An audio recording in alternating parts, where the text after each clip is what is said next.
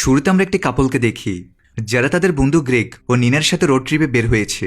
Greg এবং নিনের ট্রিপে বেশ এক্সাইটেড, কিন্তু মার্কাস আর লিনার সম্পর্ক খুব একটা ভালো যাচ্ছে না।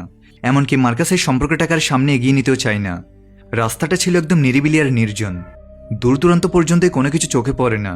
শুধু একটা লম্বা সোজা রাস্তা ধরে এই চারজন নিজেদের মতো করে আনন্দ করে যেতে থাকে। সফরটা শেষ করার জন্য তাদের কাছে প্রয়োজনীয় সবকিছুই আছে, কিন্তু তারা জানেই না যে রোড ট্রিপটা তাদের জীবনের সবচেয়ে বড় ভুল হতে চলেছে। কিছুক্ষণ পরেই তাদের সামনে বিশাল একটা ট্রাক চলে আসে। এটা দেখে চারজনই অবাক হয়। তারা সবাই চমকে যায়, কারণ নিজেদের লাইফে এত বড় ট্রাক তারা কখনোই দেখেনি। তারা ক্যামেরা বের করে রেকর্ডিং শুরু করে, কিন্তু তখনই তারা বুঝতে পারে যে ট্রাকটি খুব স্পিডে তাদের দিকেই ধেয়ে আসছে। ধাক্কা সামলাতে আর বাঁচার জন্য গ্রেকো নিজের গাড়ির স্পিড বাড়িয়ে দেয়। ট্রাক ড্রাইভারকে দেখে মনে হয় যেন সে কোনো পাগলামির মধ্যে আছে। সে তো ট্রাক থামানোর কোনো নামই নেয় না। পরিস্থিতি অনেক সিরিয়াস হয়ে যায়, আর পেছনে বসা মানুষদেরও ভয় লাগতে শুরু করে। ট্রাকটি কখনো একদম কাছে চলে আসে তো কখনো দূরে সরে যায়, কিন্তু ঠিক শেষ মুহূর্তে সে স্টিয়ারিং ঘুরিয়ে নেয়। এরপর ট্রাকটি তাদের ওভারটেক করে সামনে এগিয়ে যায়। কিন্তু গ্রেগ ব্যাপারটা মেনে নিতে পারে না যে কেউ তাকে পেছনে ফেলে দিবে। এটা তার ইগোতে লেগে যায়। সে সাথে সাথে গাড়ির গিয়ার বদলায় এবং গাড়ির স্পিড বাড়িয়ে এই ট্রাকটিকে আবার দ্রুত ওভারটেক করে ফেলে। এমনটা করার সময় পেছনে বসে লিনার রাগের মাথায় ট্রাক ড্রাইভারকে বেশ গালিগালাজও করে, কিন্তু এটাই তার সবচেয়ে বড় ভুল ছিল। এখন তাদের কাছে ব্যাপারটা নিশ্চিত লাগতে শুরু করে যে ড্রাইভার ইচ্ছা করেই তাদের মেরে ফেলতে চায়। বাঁচার জন্য গ্রেগ গাড়ির স্পিড আরও বাড়িয়ে দেয়, কিন্তু ট্রাকটি একদম তাদের পেছনে লেগেছিল। তখন এই ট্রাকটি হঠাৎ করে তাদের গাড়িতে জোরে ধাক্কা দেয়, যার ফলে তাদের গাড়ি কন্ট্রোল হারিয়ে রাস্তা থেকে ছিটকে যায়। স্পিড বেশি থাকার কারণে গাড়িটি কয়েকবার পাল্টে গিয়ে অনেক দূরে গিয়ে পড়ে। যখন গাড়িটি থামে তখন সেটা পুরোপুরি দুমড়ে মুচড়ে যায় এবং পেছনের অংশ একেবারে ভেঙে চুরে যায়। গ্রেগ ছাড়া আর কারো খুব বেশি একটা আঘাত লাগে না। গ্রেগের হাত স্টিয়ারিংয়ে আটকে যাওয়ার কারণে ভেঙে যায়। নেনার সাথে সাথে একটা কাপড় বের করে এবং রক্ত পড়া বন্ধ করার জন্য তার হাত শক্ত করে বেঁধে দেয়। ঠিক সেই সময় মার্কাস খেয়াল করে যে ট্রাকটি এখনো কিছুটা দূরে দাঁড়িয়ে আছে। সেই লিনাকে সাথে নিয়ে সেটার দিকে এগিয়ে যায়।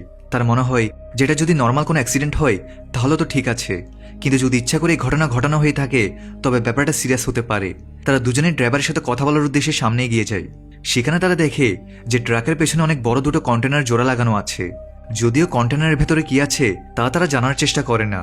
তারা সোজা কেবিনের কাছে পৌঁছে ড্রাইভারের দরজা খোলে, কিন্তু ভেতরে কোনো মানুষই ছিল না। হয়তো অ্যাক্সিডেন্টের পর ড্রাইভার পুলিশের ভয়ে সবকিছু রেখেই পালিয়ে গেছে। এর মধ্যে গ্রেগ এবং নিনাও সেখানে পৌঁছে যায় এবং চারজন মিলে ট্রাকটিকে একটু তল্লাশি চালাতে থাকে। তখনই গ্রেগের নজরে ট্রাকের সামনে লাগানো একটা অদ্ভুত স্ট্যাচুর উপর পড়ে এবং সে ওটা দেখে যেন হারিয়ে যায়। তার কাছে মনে হয় ওই স্ট্যাচুটা তাকে কিছু বলছে, তাকে ডাকছে, এবং সে ধীরে ধীরে সেটার দিকে যেতে থাকে। তখনই নিনা তাকে ডাক দিয়ে হুঁশি ফেরায়। এখন মার্কাস সবাইকে বোঝায় যে এখান থেকে বেরোনোর জন্য তাদের একটা গাড়ি দরকার, কারণ এই নির্জন এলাকাটা অনেক বড়। পায়ে হেঁটে কোনো শহর পর্যন্ত পৌঁছাতে হয়তো 10 থেকে 15 দিনও লেগে যেতে পারে। তাই মার্কাস বলে যে তাদের এখানে অপেক্ষা করে অন্য গাড়ির থেকে সাহায্য নেওয়া উচিত। কিন্তু তখনই তাদের মনে পড়ে যে ট্রাকে তো চাবিগুলো এখনো লাগানোই আছে। তারা চাইলে ট্রাকটিকে ড্রাইভ করে এখান থেকে বেরিয়ে যেতে পারে। কিন্তু হঠাৎ করে সেখানে গুলির আওয়াজ শোনা যায়। মার্কাসের নজর দূরে দাঁড়িয়ে থাকা একটা লোকের উপর পড়ে যে তাদের দিকেই আসছিল এবং তার হাতে একটা গান ছিল। সে চিৎকার করে বলতে থাকে যে কেউ যেন ট্রাকে না বসে, কিন্তু তাদের মনে হয় যে হয়তো ওই লোকটাই তাদের মারতে আসছে। ভয়ের চোটে তারা সাথে সাথে ট্রাকের ভেতর লুকিয়ে পড়ে। ওই লোকটা ট্রাকের উপর কয়েকবার ফায়ারও করে, যার ফলে তাদের সন্দেহ বিশ্বাসে পরিণত হয় যে সত্যি সত্যি সেই লোকটা তাদের মেরে ফেলতে চায়। ঘাবড়ে গিয়ে মার্কাস কোনোমতে ট্রাকটি স্টার্ট করে এবং সেখান থেকে দূরে ছুটিয়ে নিয়ে যায়। এত বিশাল একটা ট্রাক কন্ট্রোল করার শুরুতে তার জন্য বেশ মুশকিল ছিল, কিন্তু ধীরে ধীরে সেটাকে ভালোভাবে চালাতে শিখে যায়। এতে সবাই একটু স্বস্তি পায় যে যাক, বাঁচা গেল, ওই পাগল লোকটার হাত থেকে আমরা রক্ষা পেয়েছি। কিন্তু তাদের একদমই আইডিয়া ছিল না যে তারা এখন ঠিক কোন বিপদে ফাঁসতে চলেছে, আর সেই বিপদটা আগের চাইতে কতটা বেশি ভয়ঙ্কর। কিছুটা দূর ড্রাইভ করার পর হঠাৎ করে ট্রাকের মিউজিক সিস্টেম একা একাই চালু হয়ে যায়।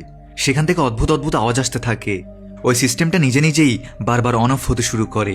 সে আওয়াজগুলোর প্রভাব এমন ছিল যে ধীরে ধীরে সবাই অজ্ঞান হয়ে যেতে থাকে। এমনকি ড্রাইভ করতে থাকা মার্কাসও হঠাৎ করে ঘুমিয়ে পড়ে। কিন্তু অবাক করা বিষয় হলো, মার্কাস ঘুমিয়ে পড়ার পরও ট্রাকটি নিজে নিজেই চলতে থাকে। কয়েক ঘন্টা পরে যখন চারজনের চোখ খোলে তখন তারা নিজেদেরকে একটা অদ্ভুত জায়গা দেখতে পায়। সেখানে না ছিল কোনো সড়ক, না ছিল কোনো রাস্তা, শুধু ছিল একটা নির্জন এলাকা। তাদের সাথে আসলে কি হচ্ছে সেটা তারা একদমই বুঝতে পারে না। মার্কাসের মনে হয় যে হয়তো ট্রাকের ফুয়েল শেষ হয়ে গেছে, তাই তারা এখানে এসে থেমে গেছে। যে জায়গায় তারা দাঁড়িয়েছিল সেটা একটু উঁচুতে ছিল, আর অ্যাক্সিলেটর না চাপলে কোনো ট্রাক সেখান থেকে কিভাবে উঠতে পারে। এর মধ্যে লিনা বলে যে আসার সময় সে রাস্তায় কিছু ঘরবাড়ি দেখেছে। যদি তারা সেখান পর্যন্ত যেতে পারে তাহলে হয়তো কেউ তাদের সাহায্য করতে পারে। কিন্তু মার্কাস লিনার সাথে যেতে চায় না। তারপরও পরিস্থিতি বাধ্য করে তাকে যেতে হয় এবং লিনা ওই বিরক্তটা ফিল করতে থাকে। একটু সামনে যাওয়ার পর লিনা জিজ্ঞেস করেই ফেলে যে আসলে তার ভুলটা কোথায়, সে তার সাথে এমন ব্যবহার কেন করেছে। তখন মার্কাস বলে যে আসলে লিনা তাকে ধোকা দিচ্ছে, এবং সেটাও আবার তাদেরই বন্ধু গ্রেগের সাথে। এই কথাটা খোদ গ্রেগই তাকে জানিয়েছে এবং প্রমাণ হিসেবে কিছু ভিডিও দেখিয়েছে। লিনাও জানে যে মার্কাস সত্যি কথাই বলছে, তাই সে নিজের ভুলের জন্য ক্ষমা চায়। কিন্তু মার্কাস তাকে এত সহজে মাফ করতে পারে না, তাই সে শুধু লিনাকে পানির বোতলটা দিয়ে একটু সামনে এগিয়ে যায়। হাঁটতে হাঁটতে দুজনে অবশেষে একটা রোডের কাছে পৌঁছে যায়, কিন্তু সেখানে পৌঁছানোর পরও তারা কোনো ঘরবাড়ি দেখতে পায় না। অথচ লিনার পুরোপুরি বিশ্বাস ছিল যে সে আসার সময় রাস্তায় কিছু ঘর দেখেছে, এবং সেগুলো এখন কোথায় গায়েব হয়ে যায় এই ব্যাপারটা তার মাথায় ঢুকে না। অন্যদিকে গ্রেগের অবস্থা ক্রমাগত খারাপ হতে থাকে, তার হাতের ব্যথা ধীরে ধীরে আরো বাড়তেই থাকে। তাই নিনা কিছু কাজের জিনিস খোঁজার জন্য ট্রাকের পেছনে লাগানো কন্টেনারটা খোলার চেষ্টা করে।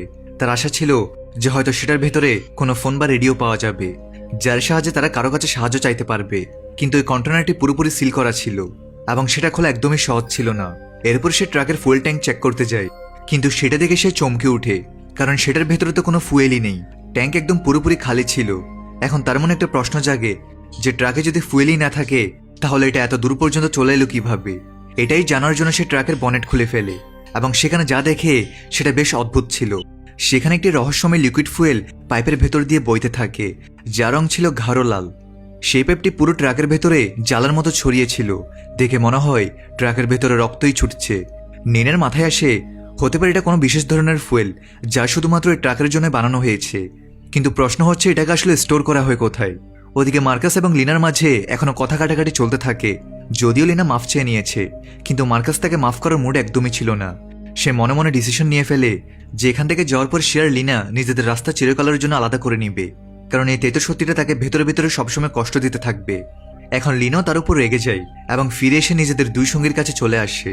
এদিকে আমরা গ্রেগকে দেখি, যার অবস্থা ক্রমাগত খারাপ হতে থাকে এবং সে অনেক বেশি দুর্বলতা ফিল করতে থাকে। এরই মধ্যে নিনা বাহির থেকে একটা প্লেন ওড়ার আওয়াজ শুনতে পায়। সে সাথে সাথে শুকনো পাতা জোগাড় করে আর আগুন জ্বালানোর চেষ্টা করতে থাকে, যাতে ধোঁয়ার সাহায্যে প্লেনের মনোযোগ নিজের দিকে টানতে পারে। কিন্তু তার এই চেষ্টা সাকসেসফুল হয় না। তখনই তার নজর সিটের উপরে পড়ে, যেটার মাঝে ছোট একটা ফুটো করা ছিল। কিউরিসিটি থেকে সে নিজের হাতটা ওই ফুটোর ভেতরে ঢুকিয়ে দেয়, এবং সেখান থেকে সে একটি চাবি পায়, যেটা ট্রাকের পেছনে লাগানো কন্টেনারগুলোর ছিল। গ্রেগ সেই চাবি দিয়ে ট্রাকের পেছনে যায় এবং কন্টেনারের দরজা খুলে ফেলে। এরপর সে সেগুলোর মধ্যে একটি কন্টেনারের ভেতর চলে যায়, কিন্তু হঠাৎ করে দরজাটি নিজে নিজেই বন্ধ হয়ে যায়, এবং এরপর সেখান থেকে শুধু গ্রেগের ভয়ঙ্কর সব চিৎকার শোনা যেতে থাকে। বেচারা নিনার সাথে সাথে তার সাহায্যের জন্য দৌড়ে যায়, কিন্তু ততক্ষণে দরজাটি শক্তভাবে বন্ধ হয়ে গেছে এবং সেটাকে আবার খোলা সহজ ছিল না। ওদিকে মার্কাস একা একা হাঁটতে হাঁটতে এখন পুরোপুরি ক্লান্ত হয়ে পড়ে। সে কোথাও ঘর দেখতে পায় না। এর উপর সেখানকার তাপমাত্রা অনেক বেশি ছিল। তৃষ্ণায় কষ্ট পেয়ে সে নিজের তৃষ্ণা মেটানোর জন্য বাধ্য হয়ে নিজেরই ইউরিন ব্যবহার করে। তখনই হঠাৎ দূর থেকে সে কাউকে নিজের দিকে হেঁটে আসতে দেখে। মনোযোগ দিয়ে দেখে সে বুঝতে পারে যে এটা সেই লোক যে আগে তাদের উপর গুলি চালাচ্ছিল। তাকে দেখে মার্কাস সেখান থেকে পালানোর চেষ্টা করে, কিন্তু ক্লান্ত থাকার কারণে সে বেশি দূরে পালাতে পারে না। শেষমেশ সে ধরা পড়ে যায়। এদিকে আমরা লিনাকে দেখি, তার অবস্থাও প্রায় মার্কাসের মতোই হয়ে গেছে, কিন্তু তখনই সে একটা ভালো জিনিস দেখতে পায়। সে একটু দূরে ঘর দেখতে পায়, একদম সেটার মতোই যেমনটা সে রাস্তায় আসার সময় দেখেছিল। যদিও তার মনে হয় যে সেই ঘরটি অন্য কোথাও দেখেছে, কিন্তু বেশি চিন্তা না করেই সে ঘরের ভেতর চলে যায়। ঘরের অবস্থা দেখে একদমই মনে হয় না যেখানে কেউ থাকে, কারণ সেটা পুরোপুরি পরিত্যক্ত অবস্থায় পড়েছিল। কিন্তু ভেতরে গিয়ে লিনা কিছু ক্যান খুঁজে পায়। ওই ক্যানগুলোর ভেতরে সে লাল রঙের লিকুইড ভরা ছিল। সে সেটা পান করতে শুরু করে এবং একটানা পান করতে থাকে, কারণ তার মনে হয় যে এতে তার খিদে এবং দুর্বলতা কমছে। তবে যখনই সেটা পান করে সেও সে অদ্ভুত জিনিসগুলো দেখতে শুরু করে যা আগে গ্রেগ দেখেছিল। ওদিকে মার্কাসের সাথে এখন হয়তো খারাপ কিছুই হতে চলেছে। সে ওই লোকটার কবজায় চলে এসেছে যে আগে তার উপর গুলি চালাচ্ছিল। দেখে মনে হয় যে লোকটা এখন তাকে গুলি করে মেরে ফেলবে, কিন্তু সে এমনটা করে না। এর বদলে সে মার্কাসকে কিছু বোঝানোর চেষ্টা করে। অন্যদিকে নিনাও এখন প্যারেশান হয়ে গ্রেগকে খুঁজতে থাকে। তখনই সে কারো একটা আওয়াজ শুনতে পায়, মনে হয় যেন কেউ ট্রাক স্টার্ট করার চেষ্টা করছে। সে দূরে সামনে যায় এবং দেখে যে সেখানে লিনা দাঁড়িয়ে আছে এবং সে ট্রাকটাকে স্টার্ট করার চেষ্টা করছে। যখন লিনা তার কাছে মার্কাসের ব্যাপারে জিজ্ঞেস করে তখন লিনা মিথ্যা বলে দেয়। সে বলে মার্কাস অন্যদিকে ঘরগুলোকে খুঁজতে গিয়েছে, কিন্তু তারপরে সে বলে ট্রাক স্টার্ট হবে না, কারণ এতে কোনো ফুয়েলই নেই। এরই মাঝে আমরা গ্রেগকে ট্রাকের পেছনে লাগানো কন্টেনার থেকে বাইরে বেরিয়ে আসতে দেখি, কিন্তু এখন তার ব্যবহার পুরোপুরি বদলে গেছে। সে আর আগের মতো নেই, তার চালচলনও খুব অদ্ভুত হয়ে গেছে। ট্রাকের ভেতরে বসে থাকা দুই মেয়ে হঠাৎ মিররে দেখতে পায় যে কে একজন তাদের দিকে আসছে। তার হাতে একটা গান ছিল। তারা দুজনেই সাথে সাথে পালানোর চেষ্টা করে, কিন্তু বেশি দূর যেতে পারে না, কারণ ওই লোকটা তাদের ধরে ফেলে এবং তাদের দিকে বন্দুক তাক করে। এটা কি মার্কাস? জি হ্যাঁ, সেটা সত্যি সত্যিই মার্কাস ছিল। সে ওই ড্রাইভারের জামা কাপড় পরে নিয়েছে, কিন্তু এখন প্রশ্ন হলো সে তাদের মারার চেষ্টা কেন করছে। সে গুলি চালাতে যাবে ঠিক তখনই হঠাৎ তার হুঁশ ফিরে আসে।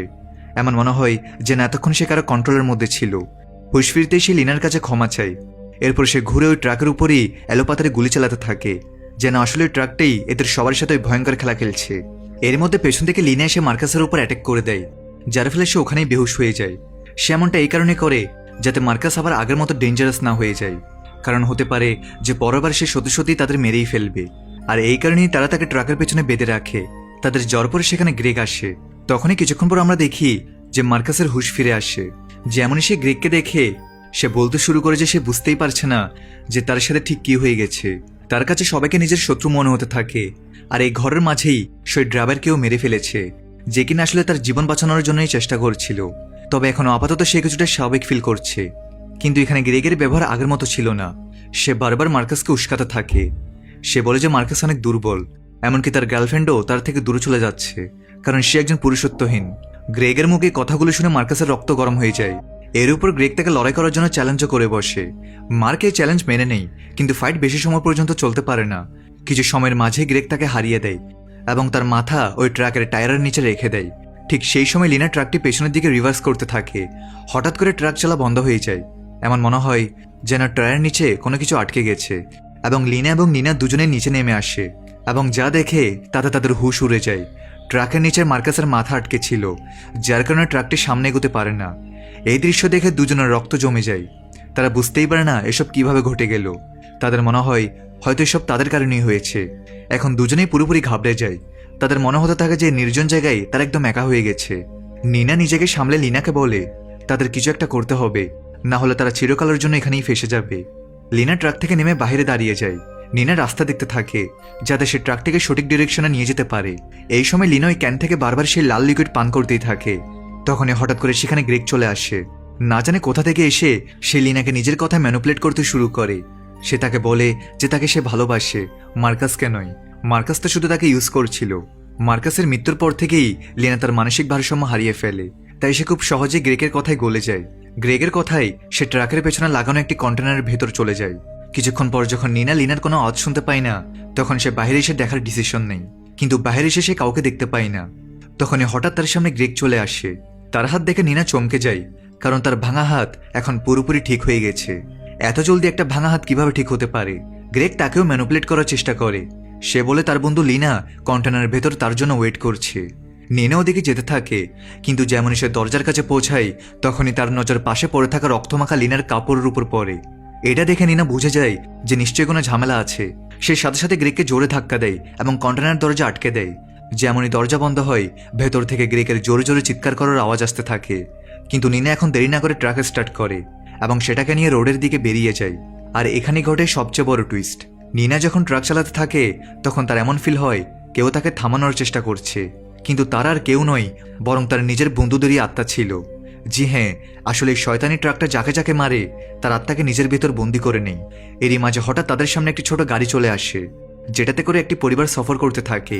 তখনই ট্রাকের উপর কন্ট্রোল নিয়ে নেওয়া গ্রেগ ওই বড় ট্রাকটা দিয়েই গাড়িটাকে জোরে ধাক্কা মেরে দেয়। ধাক্কা এতটাই ভয়ঙ্কর ছিল যে নিনা কেবিন থেকে বাইরে ছিটকে পড়ে। যখন তার হুঁশ ফিরে তখন সে দেখে তার সামনে গ্রেগ দাঁড়িয়ে আছে।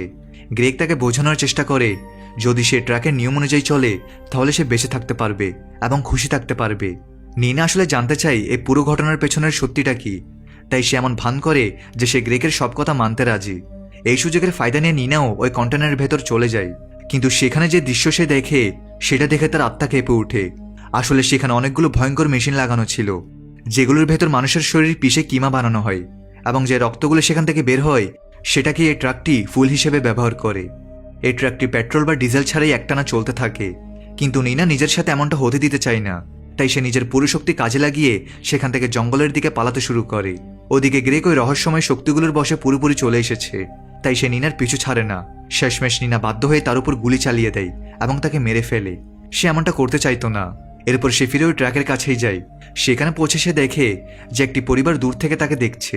যেমনই ওই পরিবারটি নিনাকে নিজেদের দিকে আসতে দেখে তারা ঘাবড়ে গিয়ে ট্রাকের ভেতরে লুকিয়ে পড়ে। এখন হয়তো তোমাদের কিছু একটা মনে পড়েছে। আসলে এই সিনটা একদম সেটার মতোই যেমনটা শুরুতে নিনা এবং তার বন্ধুদের সাথে হয়েছিল। তাদেরও ঠিক এভাবেই অ্যাক্সিডেন্ট হয়েছিল এবং তারপর তাদের সামনাসামনি এই শয়তানি ট্রাকের সাথে হয়েছিল। ঠিক সেই সময় জঙ্গলের দিক থেকে কাউকে তাদের দিকে আসতে দেখা যায়। ভয়ের চোটে ওই পরিবার ট্রাক স্টার্ট করে এবং সেখান থেকে পালিয়ে যায়। আর এখান থেকেই শুরু হয় এই ভয়ঙ্কর চেইন, যেটার হয়তো কখনো শেষ হবে না। ভিডিও ভালো লাগলে লাইক করে দাও। দেখা হচ্ছে নতুন কোনো ভিডিওতে। সবাই ভালো থাকো।